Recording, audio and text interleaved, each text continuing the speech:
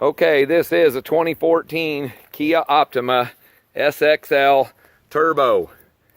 So, it's got the four-wheel disc brakes. There's my VIN number. I don't even care if anybody has it or not.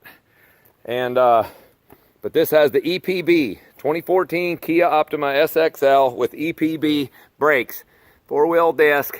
And I'm going to change these rear pads and rotors. Hopefully just the pads and rotors. The dealership tried to tell me that this caliper needed to be replaced on the driver's side. And they wanted like $623.70 plus labor just for the brake caliper. So I'm going to attempt to do this myself. It's 2:40 in the afternoon. We'll see how long it takes. By the way, a little disclaimer thing. I did already do the passenger side. It sucked. It took me a long time. Videos I watched on YouTube in the past did not show me properly how to do it. There's things on here that have to be done that they didn't show in those videos, so I'll point those out.